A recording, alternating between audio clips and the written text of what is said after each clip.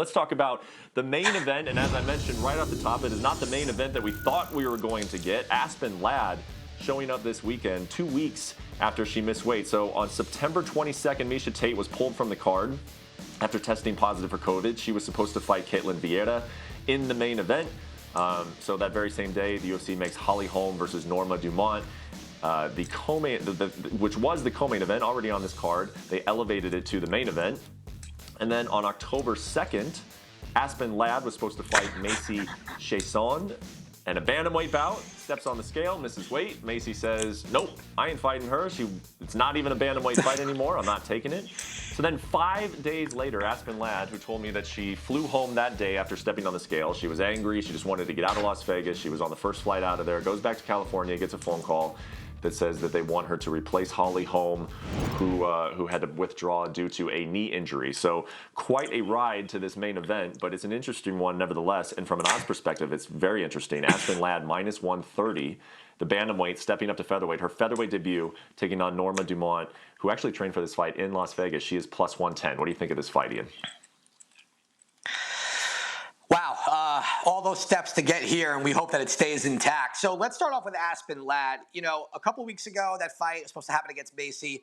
What we saw on the scale was scary. You know, she looked like the Walking Dead. And, you know, usually when a fighter goes up a weight class, sometimes they want to take some time. You want to put on the muscle. You want to put on the healthy weight so you can compete, because the size will make a difference, especially in this fight. What I'm curious about with Aspen Ladd is 24 hours after, you know, you weigh in, you go to your fight, where does she actually get on the scale at that point? You know, again, I'm referencing Jalen Turner, and I don't know why he seems to be my point of reference for everything on the show today, but he showed us after weighing in at 155, he got up to 180 on fight night, right? With Ladd, I'm curious. I don't know how you go from training for a 3-round fight, having such a tough weight cut, and then 2 weeks later, fighting a 5-round main event against someone in Norma Dumont. Now, Dumont was unbelievable in her last fight against Felicia Spencer. We saw the takedown defense, her striking improved, and the cardio was there.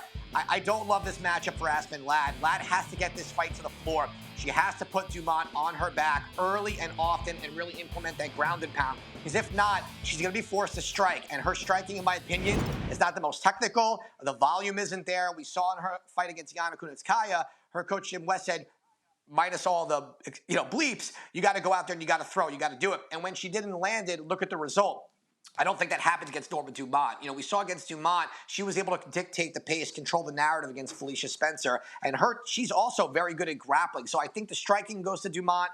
I think the grappling at this weight class so far, she's also very big and strong. We've seen that there. So for me, I'm very surprised that Aspen Ladd, after the weight cut, going to a 5-rounder, going up a division against someone who has been fighting in this weight class. And I also think when she beat Felicia Spencer, that was not expected. People expected Felicia Spencer to win the striking battle, get the fight to the floor easily. And she didn't get Dumont to the floor to the last minute and a half of round 3.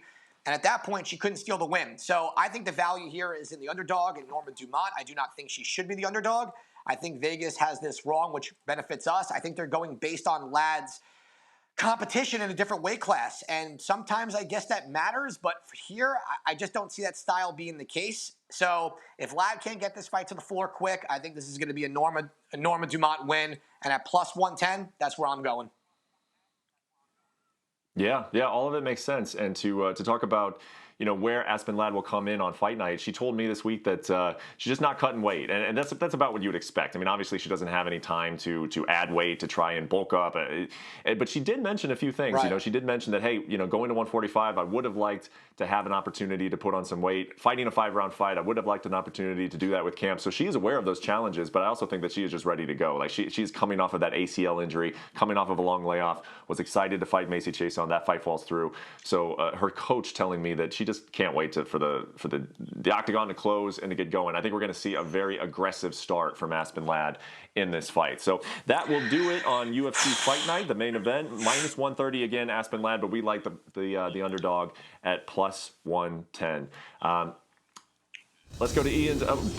We got best bets from you, Ian. I didn't even know that this. I thought we had already hit your parlay. You're surprising us with the best bets as well. I don't even know what the order is on this show. What are your best bets for UFC Fight Night this weekend?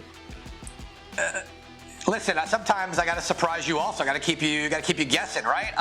I'm going to go with Ludovic Klein inside the distance, minus 137. Like I said, I think he wins this fight pretty easily. The ground game is where he gets it done. Bruno Silva, again, I think he is truly the real deal prospect here. If he can keep this fight on the feet, I think he wins by knockout, but we can even take him straight at minus 170. And last but not least, as we just spoke about in the main event, I'm going Norma Dumont plus 110. I think that Aspen Ladd's eagerness to get into the cage a little too quick, I think is going to play against her here. That does not take away from how good she is or her skill set or where she could be in her career. But I think that sometimes patience is a virtue. I think this one's going to not be the right call, but we'll see. But we're still going with Norma Dumont here. Thanks for watching ESPN on YouTube. For live streaming sports and premium content, subscribe to ESPN+.